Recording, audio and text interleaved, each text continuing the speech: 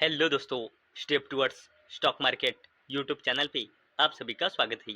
तो दोस्तों, आज के इस वीडियो में हम मल्टीपल शेयर के लेटेस्ट अपडेट और लेटेस्ट न्यूज़ के बारे में बात करने वाले हैं। तो चलो वीडियो स्टार्ट करते हैं। तो सबसे पहले बात करेंगे डॉक्टर रेड्डीज लेबोरेटरीज लिमिटेड के बारे में।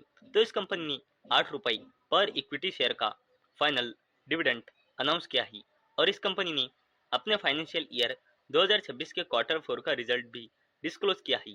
अगर हमने कंसोलिडेटेड नंबर देखे तो कंपनी की sales year on year basis और क्वार्टर ऑन क्वार्टर बेसिस पे घटकर क्वार्टर 4 में 7,546 करोड़ रुपए आई है और जो कंपनी का नेट प्रॉफिट है वो ईयर ऑन ईयर बेसिस और क्वार्टर ऑन क्वार्टर बेसिस पे घटकर 221 करोड़ रुपए आया है। और इसी शानदार अपडेट के चलते डॉक्टर रेड्डीज लेबोरेटरीज लिमिटेड ये शानदार कंपनी फोकस में आ चुकी है। अब बात करते हैं कल्पतरू लिमिटेड के बारे में और इस कंपनी ने भी अपने क्वार्टर 4 का रिजल्ट डिस्क्लोज किया है।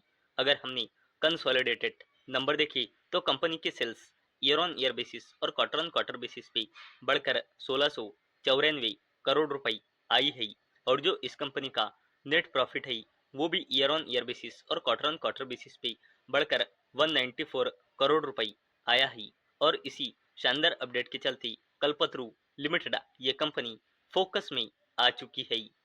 अब बात करते हैं SKF इंडिया इंडस्ट्रियल इस कंपनी के बारे में और इस कंपनी ने अपने क्वार्टर 4 का रिजल्ट डिस्क्लोज किया है। अगर हमने इस कंपनी की रेवेन्यू देखा तो वो ईयर ऑन ईयर बेसिस पे 31.23% से बढ़कर 945.72 करोड़ रुपए आया है और जो इस कंपनी का कंसोलिडेटेड नेट प्रॉफिट है वो ईयर ऑन ईयर बेसिस पे 1.92% से घटकर 119 करोड़ रुपए आया है जो एक साल पहले 121 करोड़ रुपए था। और दोस्तों, SKF इस कंपनी ने 10 रुपये पर इक्विटी शेयर का फाइनल डिविडेंड भी अनाउंस किया है और दोस्तों इसे देने के लिए इस कंपनी ने रिकॉर्ड डेट फिक्स की है 3 जुलाई 2026 और इसी शानदार अपडेट के चलते SKF इंडिया ये कंपनी फोकस में आ चुकी है। अब बात करते हैं Texmaco rail and engineering limited के बारे में। तो दोस्तों, टेक्समैको रेल इस कंपनी को mega south Africa rail order मिला है जिसकी वैल्यू 4045 करोड़ रुपए है और इसी शानदार अपडेट के चलते Texmaco rail and engineering limited ये कंपनी फोकस में आ चुकी है। अब बात करते हैं GRSE यानी कि garden rich ship builders and engineers limited के बारे में। तो दोस्तों, इस कंपनी ने कहा है कि कंपनी को इस क्वार्टर में यानी कि फाइनेंशियल ईयर 2027 के पहले क्वार्टर में लगभग 33,000 करोड़ रुपए की नेवी कॉर्वेट कॉन्ट्रैक्ट मिल सकती है और इसी शानदार अपडेट के चलते गार्डन रिच शिप बिल्डर्स ये कंपनी फोकस में आ चुकी है। अब बात करते हैं RVNL यानी कि रेल विकास निगम लिमिटेड के बारे में। तो दोस्तों, इस कंपनी को बिलासपुर डिवीजन में सिग्नलिंग और टेलीकम्युनिकेशन अपग्रेड वर्क्स के चलते साउथ ईस्ट सेंट्रल रेलवे की ओर से 221.3 करोड़ रुपए का इंजीनियरिंग प्रोक्यूरमेंट कंस्ट्रक्शन ऑर्डर मिला है और इसी शानदार अपडेट के चलते RVNL यानी कि रेल विकास निगम लिमिटेड ये शानदार कंपनी फोकस में आ चुकी है। अब बात करते हैं अडानी ग्रुप की दिग्गज company Adani ports and special economic zone limited के बारे में।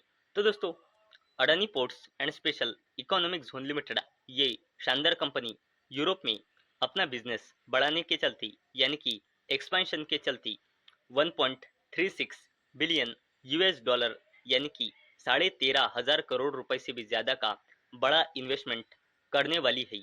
और दोस्तों, ये अडानी पोर्ट्स के बिजनेस के पॉइंट ऑफ व्यू से बहुत इंपॉर्टेंट अपडेट है और दोस्तों ये इन्वेस्टमेंट होने वाला है 2031 तक।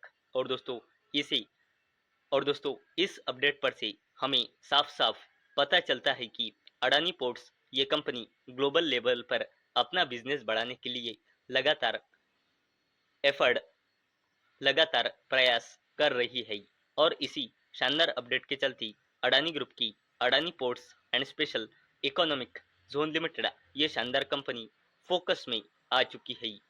अब बात करते हैं डिक्सन टेक्नोलॉजीज इंडिया लिमिटेड के बारे में।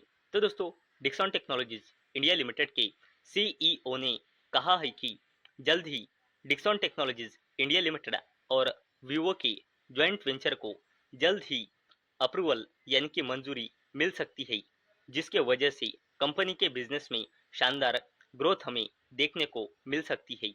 और दोस्तों, इस ज्वाइंट वेंचर से उम्मीद है कि कंपनी का 20 से लेकर 22 मिलियन यूनिट एनुअली का जो प्रोडक्शन है वो बढ़ सकता है। और इसी शानदार अपडेट के चलते डिक्सन टेक्नोलॉजीज इंडिया लिमिटेड ये कंपनी फोकस में आ चुकी है। बात करते हैं टाटा ग्रुप के दिग्गज company Tata power company limited के बारे में। तो दोस्तों, टाटा पावर कंपनी लिमिटेड ये कंपनी 3 राज्यों के साथ बातचीत कर रही है अपना न्यूक्लियर पावर प्रोजेक्ट की प्लान के न्यूक्लियर पावर प्रोजेक्ट प्लान के चलते।